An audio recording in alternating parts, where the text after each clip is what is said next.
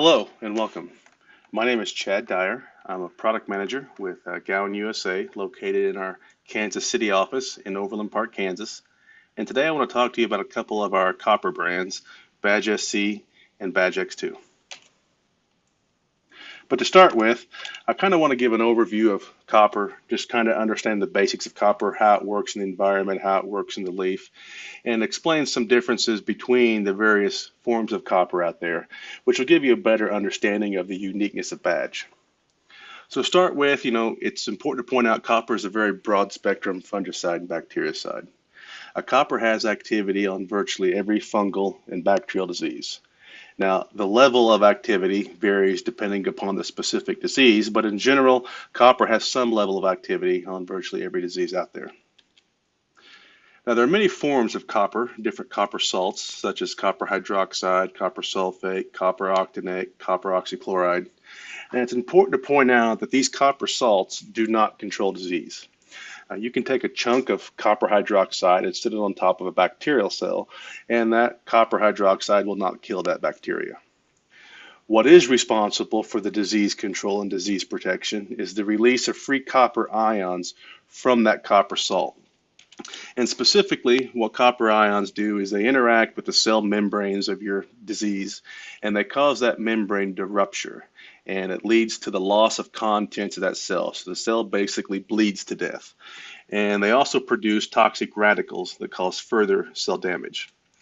So if you have too few copper ions, you're going to have poor disease control. If you don't have enough ions out there to interact with all the pathogen cells, the bacterial cells, the fungal cells, you're going to have a lack of efficacy. Conversely, if you are applying copper to maybe a copper sensitive crop, too many copper ions will cause plant injury. So it's a double-edged sword. You need to have enough ions out there to get the disease protection that you want, but on certain copper sensitive crops, if you have too many copper ions, you're going to encounter some crop injury. So how does copper work on the leaf surface? So if you can imagine this big green blob as being a leaf cell, and what you're doing when you apply copper is you're essentially applying these finely ground particles of copper salt that over time wear down and release copper ions from those copper salts. And again, those copper ions are what's responsible for giving your disease protection, but in too high of a concentration, you can also see crop injury as well. Now, copper ions are very water soluble, so after a rain event or even a heavy dew, those ions get washed off and that process continues. The remaining copper salt releases more copper ions and gives you your disease protection. So it's a very kind of generic, simplistic way of looking at how copper works, but it's true for all forms of copper. It's the release of that copper ion that is the magic. It's basically the active ingredient in giving you the disease protection. But how those copper ions are released can vary greatly depending upon the form of copper you're using. So as we talked about, there's several different forms of copper out there: hydroxide, sulfate, oxychloride, octanate, and each of them have different properties in terms of how they release their copper ions. So for example, you've got copper sulfate at one end of the spectrum. Very fast ion release, you get this instant plant protection. It really has no resistance to being washed off. Copper sulfate's water soluble, so after a rain event, you have applied copper sulfate prior, that rain's going to wash a lot of that copper sulfate off the leaf and leave your plant tissue unprotected. And because of the fast high level of ion release, copper sulfate is also the form of copper most known for causing phyto. Somewhere in the middle, you've got a copper hydroxide. You still get fast ion release. You get the quick plant protection that you're needing. It's got average wash-off resistance. Copper hydroxide is not as water soluble as copper sulfate, at least not in the typical pHs we see in our spray solutions.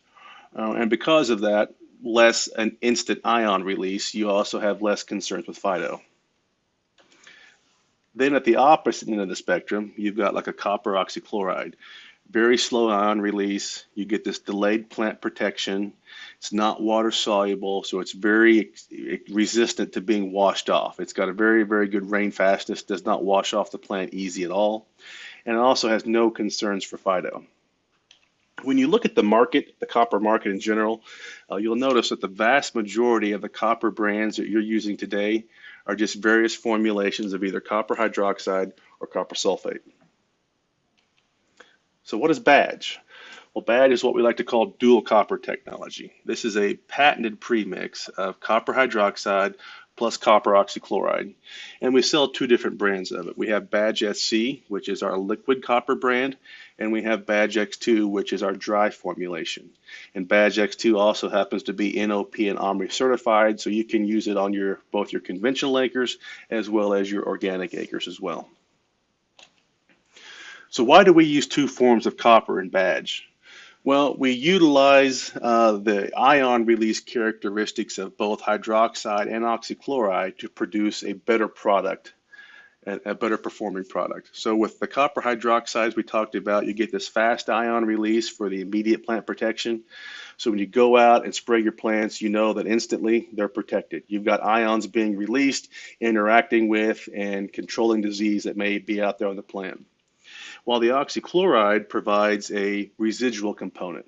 You get this slow ion release, plus it's very resistant to being washed off, so you have better plant protection during and after rain events because of the oxychloride.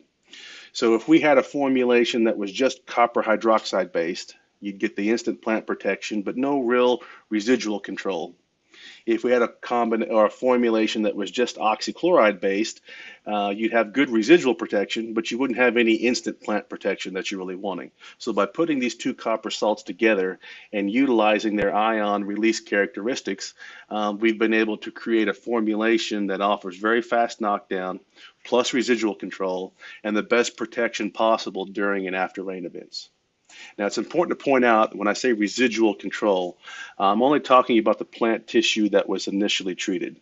So copper is not going to systemically move in the plant, at least not to a high enough level to provide disease control to new growth that comes out after application.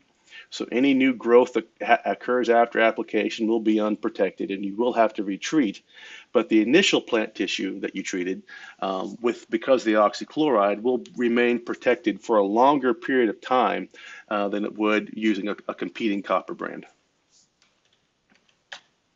This helps illustrate what I'm talking about when I say resistance to being washed off. So this was, we took some plates in the greenhouse and we used badge and coside, and you can see we just put on small droplets of badge and coside, and then we simulated a 3-inch and a 5-inch rainfall over those. And you can see that the badge retained to those plates much better than the copper hydroxide or than the coside did, and that's all a function of the oxychloride in our formulation. Now, speaking on Badge SC, our liquid formulation, I want to talk a couple minutes about that because it's a really unique formulation. Now, when you think about liquid copper formulations in the marketplace, in general, you can very easily say they've earned a bad reputation. They have storage stability issues. There's a lot of separation in the jug. They fall out of solution in the spray tank. They don't mix well, especially with cold water. And they've kind of created a bad reputation for liquid coppers. Badge SC, our liquid brand, has none of those issues. We have exceptional storage stability. Freeze-thaw cycles, doesn't matter. We have no separation in the jug. In fact, we're so confident in the stability of our formulation that we actually sell Badge SC in totes. So if you have a tote separate, good luck shaking that up and getting it back in solution. But with our formulation, we have no separation. Mixing is outstanding. It goes in solution, stays in solution. Even when mixing with cold water, we have no issues there. So what we have noticed in the marketplace is that the first-time Badge SC users are most interested in our dual copper technology benefits. The hydroxide oxychloride message and the benefit that brings out in the field. But what we have found is that it's our repeat customers are most interested in the user-friendly benefits of the Badge SC. Especially if they have used liquid coppers in the past, they fall in love with this user-friendly formulation. So if you have had bad experiences with liquid coppers in the past and you've kind of moved away from that and went to dry copper formulations, but would prefer a liquid if you could get a good liquid, give give badge SC a try. You're going to be very surprised. There's no other liquid copper formulations more stable or mixes better than badge SC. And quickly on the badge S2, it is a low dust formulation. You can see here on the left-hand side, the old industry standard competitive copper hydroxide dry formulation, that's Coside. And on the right, you can see the badge X2. And you can just see the difference in the dust that forms between Coside and badge X2. And that may not seem like a real big benefit, but to the guy that's out in the field and has to mix and load all day long, he's going to appreciate this low dust formulation. So what are some of the benefits of incorporating badge into your spray programs? Number one is you're going to see an increase in disease control at a very affordable price. So badge is a low-cost tank mix partner that you can put with your standard fungicide program. And what you'll see this increase in disease activity. And the nice thing is it also adds an additional mode of action to your spray tank. So if you think about targeting diseases where you have trouble getting that 100% control with whatever product you're currently using, add badge to that and you'll see a nice bump in efficacy.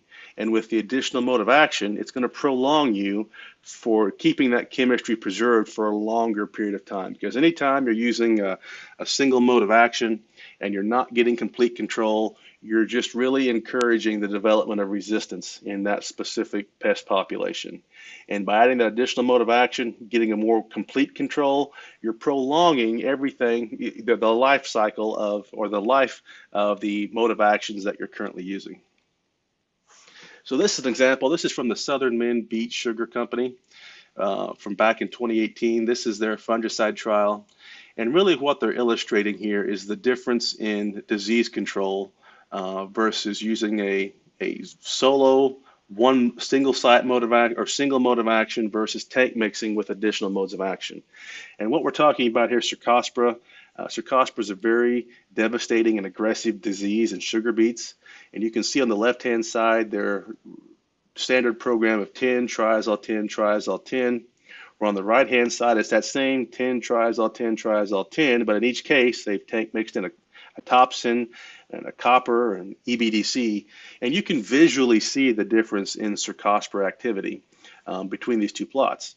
Now, obviously, when you start talking about tank mixing, your cost does go up, and you can see the treatments on the left cost $52 per acre, while the treatments on the right were $96 because of the addition of tin and EBDC and copper. So the question is, yeah, better control, but at a higher price, what does that mean for my return on investment? Am I getting enough yield to justify this?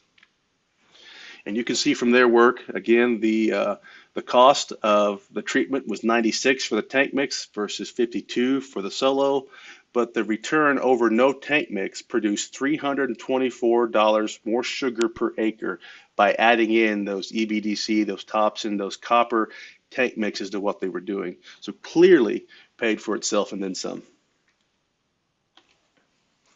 This is also from the presentation from Southern Mint that they gave to their growers as well. And you can see here they can't specifically say use badge only for your copper. Badge is the best, but what they can say is that they have noticed that the copper hydroxide and oxychloride formulations have been the most effective. And remember, this is a patented premix that Gowan has. No other company out there has the hydroxide oxychloride premix formulation out there. And again, why has it been most effective? Well, it's what we talked about earlier with the instant plant protection plus the residual component you get from the oxychloride, keeping those initial leaves that were treated protected longer. Another example of where you could use badge in your spray programs would be for white mold control. So if you look at the soybean market in general, the commodity price has been a little bit depressed. Growers are looking to cut input costs. But when you talk about white mold in the northern states, and any grower that has white mold is going to spend some money to try to get that disease in check. It's a very aggressive disease, very hard to control, and it has a very devastating impact on soybean yield. So you can see the treatments here. We have Domark, which is one of the preferred products, kind of a standard for white mold control. Badge SC by itself, and you can compare those two to the untreated check, and yes, there was definitely a reduction in white mold. But look at the tank mix of Domark plus Badge. Very significant increase in white mold control, and that's from putting those two products in the same tank. They work at different stages of the white mold life cycle, and they complement each other very, very well. This is that same trial, but this is yield in this case. So again, you look at the untreated, you look at the Domark and Badge by itself. You can see that, yeah, there was a yield increase there from the reduction in white mold, but look at the Domark plus Badge. We're talking close to a 10 bushel per acre increase just by putting those two in the same tank. You get this synergistic benefit there for white mold. So if you're in an area where you have white mold and you're struggling to get it controlled with whatever program you're currently on, consider adding Badge to your tank. I think you'll be pleasantly surprised at the level of white mold control you achieve and how that relates and correlates back to a dramatic increase in yield. So again, adding Badge to your spray tank is going to increase the efficacy of whatever program you're currently on to control difficult to control diseases, as well as add an additional mode of action to your spray tank to help prolong the longevity of your spray program. Another area to think about using Badge in would be overcoming copper deficiencies. And oftentimes these copper deficiencies you probably are not even aware that you had. If we talk cereal grains, for example, wheat, barley, oats, they are very sensitive to copper deficiency, and oftentimes that deficiency goes completely unnoticed out in the field. This is from the University of Minnesota Extension, and I'm not going to read this entire page here, but I just want to focus on the areas I have highlighted in red that I pulled from their website. So that they clearly say copper deficiency has appeared in small grains. It's more likely to occur in these cereal grains like wheat, barley, and oats. And the areas where you want to be on the watch out or look out for copper deficiency would be peaty soils with high organic matter concentrations and also sandy textured soils. So those are the two areas you're growing these crops, cereal grains. High organic matter, sandy soils, be on the lookout. Also, any soil that has a pH of 7.5 or greater, you really need to be monitoring that as well. So we've done a little work on this, and this is from Colorado. This is on irrigated wheat. And we applied the Badge around the tillering stage of the wheat in the early spring. No specific disease we were targeting. There was really no visual symptomology of any disease out there. We were adding this to a herbicide application just to see what would happen. Does the addition of Badge help in any way in terms of quality or yield? And we got a very positive response here. So that the test weight went up as well as the yield.